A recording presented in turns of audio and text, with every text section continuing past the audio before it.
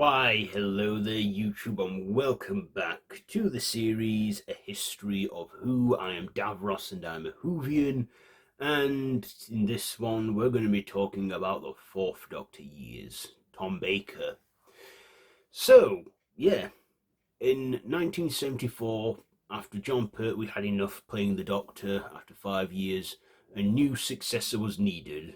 They went around and looked through a few handful of actors. One wanted to write the scripts, another couldn't commit.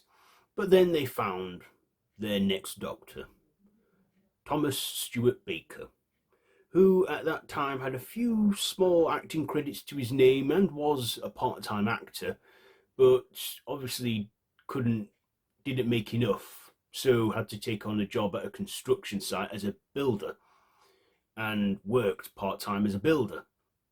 And of course, Tom Baker, I think auditioned for the role and he got it. And then he handed in his notice at the construction site, knowing that he would be taking on this role full time, and had to keep it a secret for a while before he could tell people. Once word got out that he was going to be the Fourth Doctor, his whole construction crew called him and congratulated him on getting the part. And yeah, he would go on to be the next Doctor, the Fourth Doctor. Inheriting Elizabeth Sladen, who plays Sarah Jane Smith, who would go on to be more associated with the Fourth Doctor, Tom Baker stepped in to John Pertwee's dandy outfit and filmed The Regeneration, and then began his time as the Fourth Doctor at the end of 1974.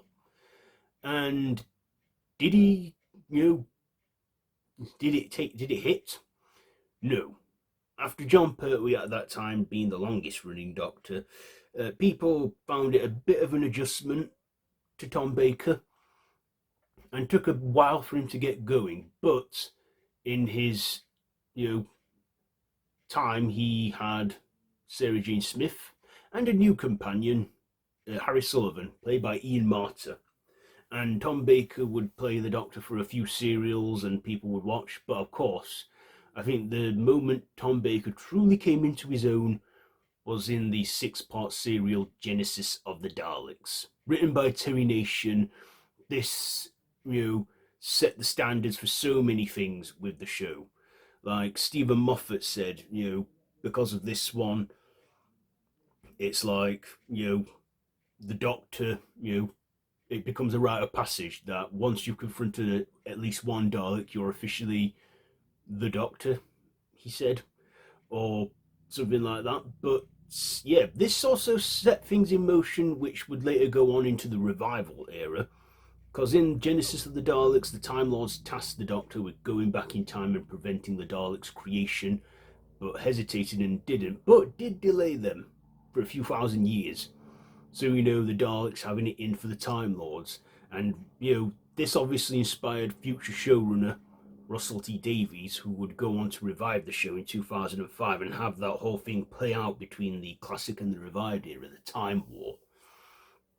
But, we'll get to that later on in this series.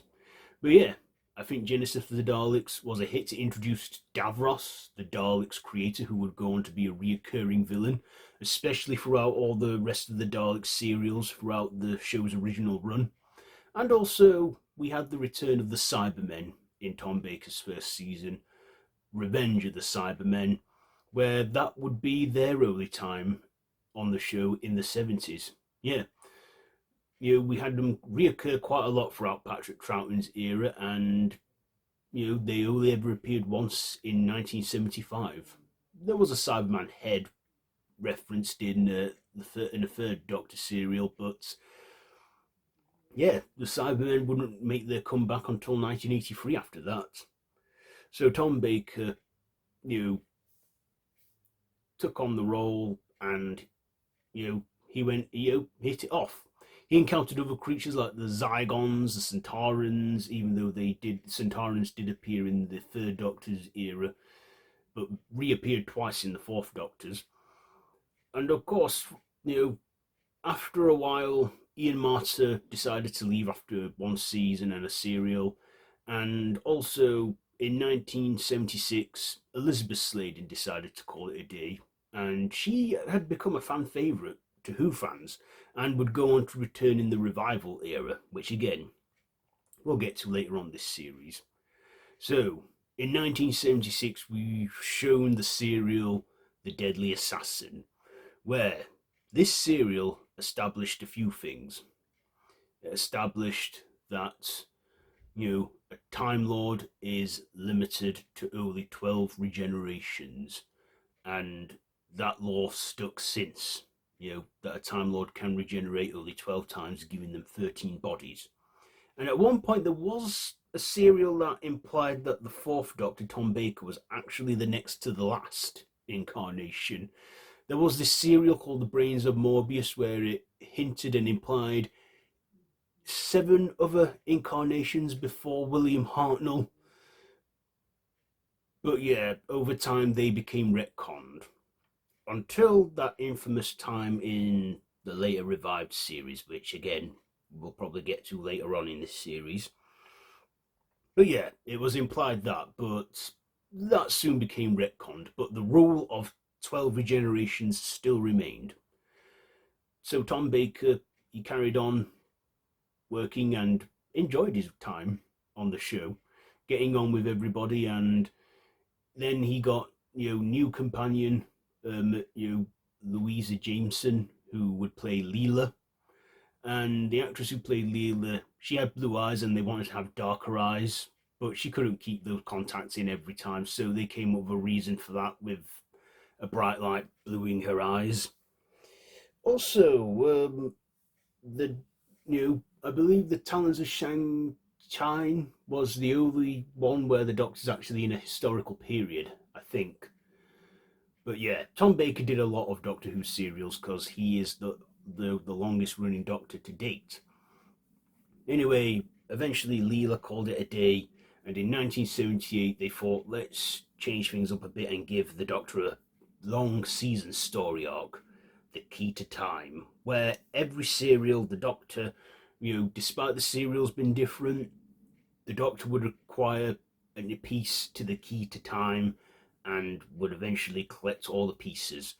And in that, he was joined by another Time Lord, or Time Lady, Romana, her name was Romana Adnunda. Oh, it's a mouthful, but the Doctor shortens it to Romana. It's either Romana or Fred.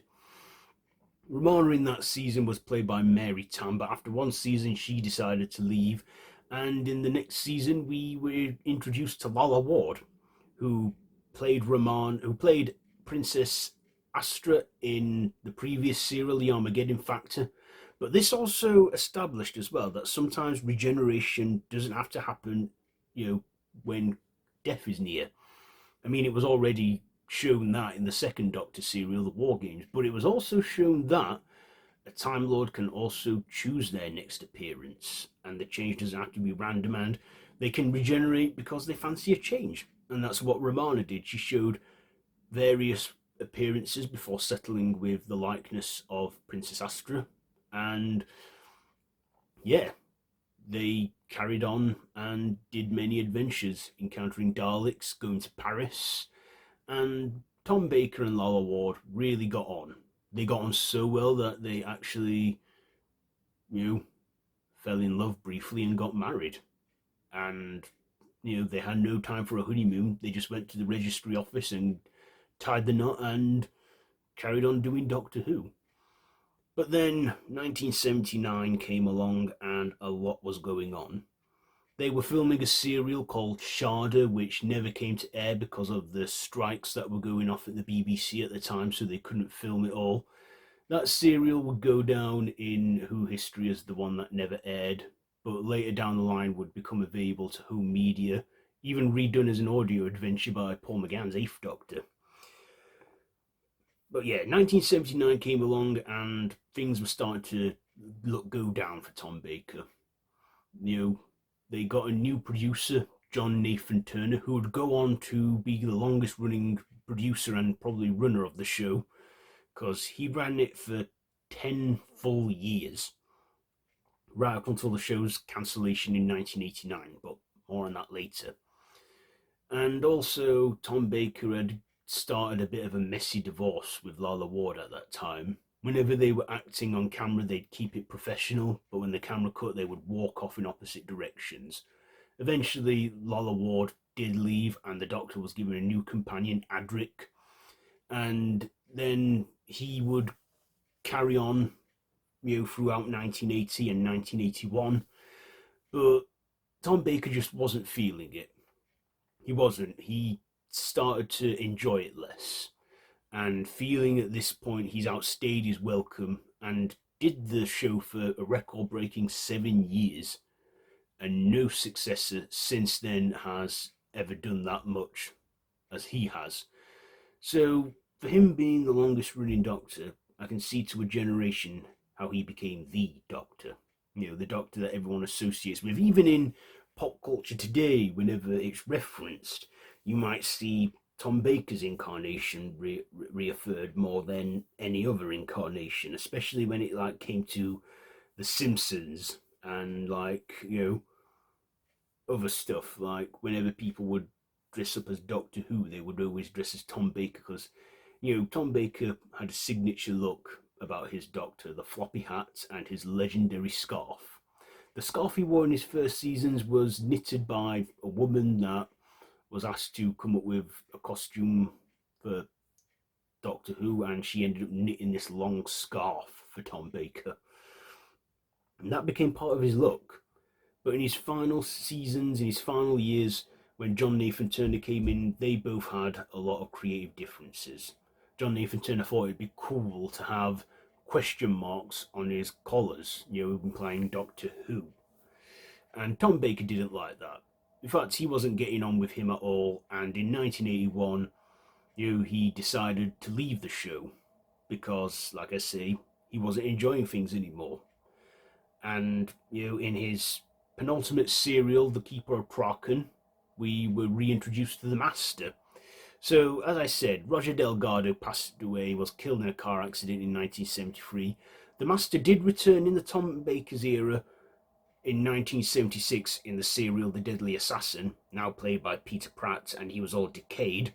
Then in 1981, he returned once again, now played by Jeffrey Beavers, but meant to be sort of the same Master where he's decayed.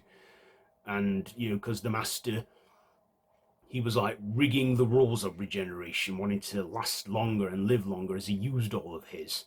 So Tom Baker encountered that Master, and then at the end of that serial, the Master stole the body of one of the councillors of Traken, Tremas, and he was played by Anthony Ainley, and when he took over his body, Anthony Ainley took over the role as the Master and would go on to do so throughout the rest of the 80s. So in his final serial, he was given two new companions, Nyssa from the previous serial and Tegan Javanka, played by Janet Fielding. And in his final outing, Logopolis,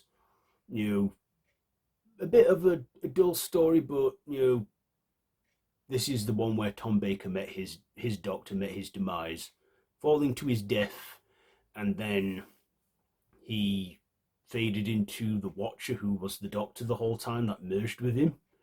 And then out came the new Doctor, who was played by him, where people was like, hey, it's him from All Creatures Great and Small. So yeah, Tom Baker left and they needed a successor. They thought, let's try and go a bit younger, and get a younger actor. And they did. So in 1981, when Tom Baker announced his exit from the show, in his regeneration was viewed by many. After 7 long years, he was beloved by many Who fans, and